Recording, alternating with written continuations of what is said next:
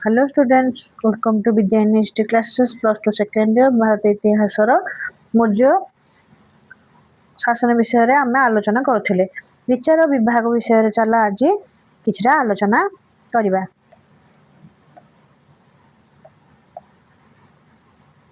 राजा थिले न्याय प्रदान क्षेत्र में सर्वोच्च न्यायालय।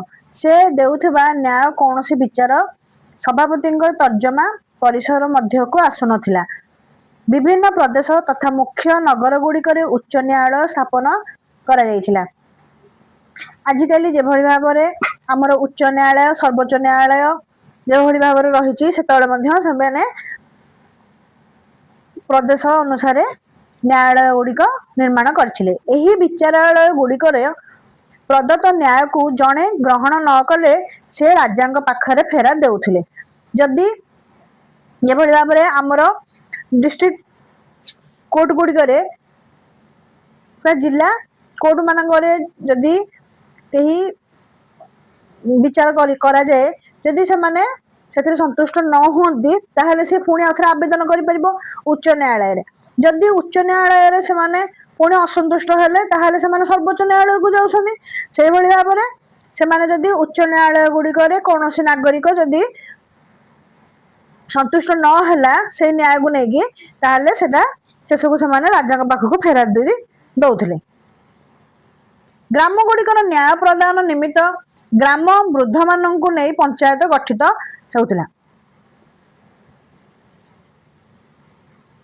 आमे ग्राम पंचायत जानिछे आमर एबे मध्य अछि ग्राम पंचायत। तो सेहि भली भाव में ग्रामर वृद्ध मानक नहीं कि जो मानकर एक्सपीरियंस थाउची से मानकर संसार न्याय प्रति से थिबो ज्ञान थिबो से वृद्ध मानक नहीं गोटे पंचायत गठन करा जाए। घरोई विवाद चोरी तथा स्थानीय छोट बड़ घटना ए सबुर समाधान यही पंचायत द्वारा हेउथला। परीक्षा पड़ी पारे जे मौर्य शासन काल रे पंचायतर कार्य कौन थिला। कार्य गुड़ी कौन घरोई विवाद चोरी तथा स्थानीय छोट घटना सबुर समाधान ये पंचायत द्वारा हेउथला। समग्र न्याय गुड़िकर दुई भाग में विभक्त कराइथिला। धर्म स्थानीय एवं कंटक शोधन। देवानी मकदमा विचार निमित्त जो न्यायालय गुड़िक स्थापित होइतिला ताकू धर्म स्थानीय कहा जाए।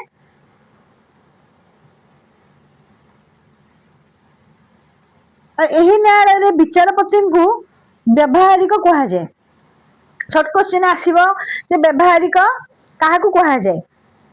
देवानी मकदमा विचार निमित्त जो न्यायालय स्थापन करा जाए से कहा कहा जाए धर्म स्थानीय उड़े धर्म स्थानीय न्यायालय विचारपति को व्यवहारिक कहा जाए। व्यवहारिक क्या कहा जाए ना धर्म स्थानीय न्यायालय विचारपति को व्यवहारिक कहा जाए। यही न्यायालय विवाह छाड़पत्र चुक्तिनामा जमी क्रय विक्रय यौतुक इत्यादि संबंधी मकदमा गुड़िक विचार करा जाए। कौन कौन ना विवाह छाड़पत्र जमी क्रय विक्रय यौतुक इत्यादि संबंधी मकदमा गुड़िक करा जाए। ताले ये रहिला फौजदारी रहिला। फौजदारी मकदमा गुड़िकर विचार निमित्त उद्दिष्ट न्यायालय गुड़िक कंटक शोधन कह जाउथला। फौजदारी ताले कौन रहिला ना फौजदारी मकदमा गुड़िक होला विचार निमित्त उद्दिष्ट न्यायालय गुड़िक जोटा फौजदारी रहुथला सेगुड़ा सब कौन जेपरी सामाजिक विशृंखला किए क्या धर्षण कला किए क्या हत्या कला ए सब को कहा जाए फौजदारी। यही न्यायालय गुड़िक कंटक शोधन बोलिकी फौजदारी मकदमा गुड़िकर विचार निमित्त उद्दिष्ट न्यायालय गुड़िक कंटक शोधन कहा जाए। यही न्यायालय विचारपति मानक प्रदेष्टा बोली कहा जाए। हत्या धर्षण चोरी डकायती बल प्रयोग सामाजिक श्रृंखला सृष्टि करुवा इत्यादि अपराधर विचार यही न्यायालय गुड़िक होउथला। दोषी मानकू ଅଙ୍ଗଛେଦନ ଏବଂ ମୃତ୍ୟୁ ଆଦି କଠିନ ଦଣ୍ଡରେ ଦଣ୍ଡିତ ମଧ୍ୟ କରାଯାଉଥିଲା। ତାପରେ ଦେଖିବା ଗୁପ୍ତଚର ବ୍ୟବସ୍ଥା କଣ ଥିଲା।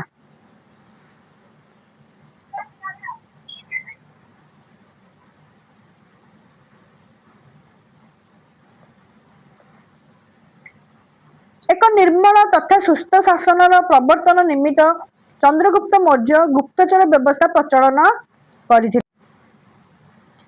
ରାଜ୍ୟରେ ସଂଗଠିତ ସମସ୍ତ ଘଟଣାର ପୁଙ୍ଖାନୁପୁଙ୍ଖ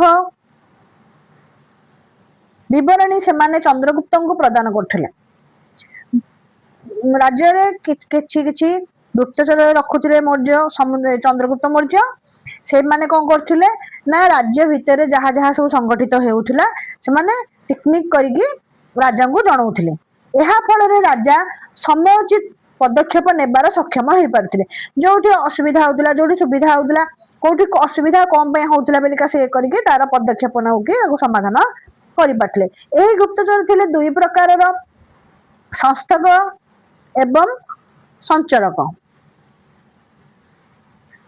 ସଂସ୍ଥକ ମାନେ ଦେବାଳୟ, ପୁଷ୍କରିଣୀ ଅଥବା କୌଣସି ହାଟ ଇତ୍ୟାଦି ନିର୍ଦ୍ଦିଷ୍ଟ ସ୍ଥାନରେ ଛଦ୍ମବେଶରେ ରହି ସଂଗ୍ରହ କରୁଥିବା ତଥ୍ୟକୁ ରାଜାଙ୍କୁ ଜଣାଉଥିଲେ।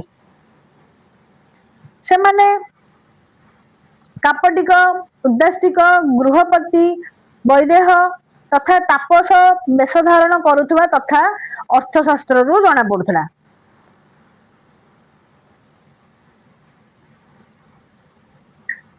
ସଞ୍ଚରକ ମାନେ ଛଦ୍ମବେଶରେ ରାଜ୍ୟର ବିଭିନ୍ନ ସ୍ଥାନରେ ଭ୍ରମଣ କରି ଯେଉଁ ସମ୍ବାଦ ପାଉଥିଲେ ତାହା ରାଜାଙ୍କୁ ଜଣାଉଥିଲେ। ସେମାନେ ପରିବ୍ରାଜକ, ଭିକ୍ଷୁକ, ତୀକ୍ଷ୍ଣ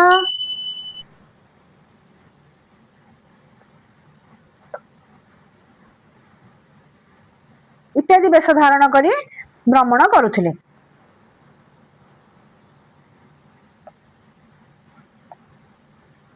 ଏହି ଗୁପ୍ତଚର ବ୍ୟବସ୍ଥା ପ୍ରଚଳନ ଫଳରେ ରାଜ୍ୟର ପ୍ରଜାମାନେ ରାଜଦ୍ରୋହୀ ବା ଦେଶଦ୍ରୋହୀ ହେବାକୁ ସକ୍ଷମ କରିପାରୁ ନଥିଲେ। କାରଣ ମୃତ୍ୟୁଦଣ୍ଡ ଓ ନିର୍ବାସନ ଦଣ୍ଡ ଭୟରେ ସେମାନେ ଏକ ପ୍ରକାରର ଗ୍ରହିତ କାର୍ଯ୍ୟରୁ ନିଜକୁ ନିବୃତ୍ତ କରି ରଖୁଥିଲେ। ଅନେକ କ୍ଷେତ୍ରରେ ନାରୀମାନଙ୍କୁ ମଧ୍ୟ ଏହି କାର୍ଯ୍ୟରେ ନିଯୁକ୍ତି କରାଯାଇଥିଲା। ତାହେଲେ ଦେଖିବା ଜନହିତକର କାର୍ଯ୍ୟ କଣ ଥିଲା। ନିରଙ୍କୁଶ କ୍ଷମତାର ଅଧିକାରୀ ହୋଇଥିଲେ ମଧ୍ୟ ଚନ୍ଦ୍ରଗୁପ୍ତ ସ୍ୱେଚ୍ଛାଚାରୀ ନଥିଲେ। କୌଟିଲ୍ୟଙ୍କ ଅର୍ଥଶାସ୍ତ୍ରର ନୀତି ଅନୁସାରେ ସେ ପ୍ରଜାମାନଙ୍କର ତ୍ରୁଟି ନିମିତ୍ତ ବହୁ ଜନହିତକର କାର୍ଯ୍ୟ କରିଥିଲେ। ପ୍ରଜାନୁରଞ୍ଜକ ରାଜା ସେ ଥିଲେ। ସେ ପ୍ରଜାମାନଙ୍କର ତୁଷ୍ଟି ପାଇଁ ନିମିତ୍ତ କିମ୍ବା ଭଲ କାମ ପାଇଁ ଜନହିତକର କାର୍ଯ୍ୟ ମଧ୍ୟ ବହୁତ କରିଥିଲେ। ସନ୍ନିଧାତାଙ୍କ ପ୍ରତ୍ୟକ୍ଷ ତତ୍ତ୍ୱାବଧାନରେ ଗନ୍ତାଘର, ଶସ୍ତ୍ରାଗାର, କାରାଗାର, କୋଷାଗାର ଇତ୍ୟାଦି ନିର୍ମାଣ ରକ୍ଷଣାବେକ୍ଷଣ କରାଯାଉଥିଲା, ଯାହା ପ୍ରଜାମାନଙ୍କ ମଙ୍ଗଳ ନିମିତ୍ତ ଉଦ୍ଦିଷ୍ଟ ଥିଲା। ଉପଯୁକ୍ତ ପ୍ରାର୍ଥୀଙ୍କୁ ଚାକିରି ପ୍ରଦାନ, ବିଧବା ମାନଙ୍କର ସଂରକ୍ଷଣ, ଅନାଥ ଶିଶୁମାନଙ୍କର ଲାଳନ ପାଳନ, ମନୁଷ୍ୟ ପଶୁପକ୍ଷୀମାନଙ୍କ ପାଇଁ ଚିକିତ୍ସାଳୟ ସ୍ଥାପନ, ରାସ୍ତାଘାଟ ନିର୍ମାଣ, ପଥ ପ୍ରାନ୍ତରେ ଛାୟା ପ୍ରଦାନ, ବୃକ୍ଷରୋପଣ କରିବା ଏବଂ କୂପ ପୁଷ୍କରିଣୀ ଖନନ କରିବା, କୃଷିର ସୁବନ୍ଦୋବସ୍ତ ପାଇଁ କେନାଲ ଖୋଳିବା, ହ୍ରଦ ସୃଷ୍ଟି ଇତ୍ୟାଦି ପ୍ରଜାହିତକର କାର୍ଯ୍ୟରେ ଚନ୍ଦ୍ରଗୁପ୍ତ ନିଜକୁ ନିୟୋଜନ କରିଥିଲେ। କୃଷିର ସୁବ୍ୟବସ୍ଥା ପାଇଁ ସେ ସୁଦର୍ଶନ ହ୍ରଦ ଖନନ କରିଥିଲେ। ଦେଖ ଏଇଟା ଇମ୍ପୋର୍ଟାଣ୍ଟ ଅଛି। ସୁଦର୍ଶନ ହ୍ରଦ କିଏ ଖନନ କରିଥିଲେ ନା ଚନ୍ଦ୍ରଗୁପ୍ତ ମୌର୍ଯ୍ୟ।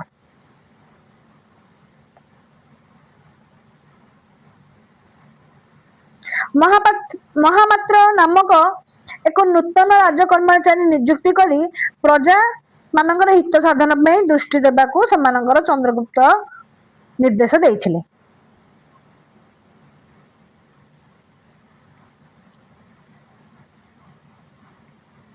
ତାହେଲେ ଏଥିରୁ ଆମେ ଜାଣିଲେ ଯେ ଚନ୍ଦ୍ରଗୁପ୍ତ ମୌର୍ଯ୍ୟ ଥିଲେ ଜଣେ ପ୍ରଜା हितकर राजा थिले। से विचार विभाग पई हो, केंद्र शासन पई हो, गुप्तचर क्षेत्र रे हो किबा जनहितकर कार्य रे हो, से जो जो पदक्षेप गुड़िक नहीं ताहा ग्रहण योग्य थिला। ताहले वीडियोटी आज केमती लगिला लाइक शेयर और सब्सक्राइब करिवो। प्लीज टिके सब्सक्राइब कर दबो और लाइक कर दबो आउ तुम मानक सांग मानक पाखकू शेयर मध्य कर दबो। मु वीडियो गुड़िक आणुची आउ जदि आउ को टॉपिक ऊपर तुम मानक दरकार ताहले मते कहिले मु से टॉपिक अनुसार वीडियो करिवे।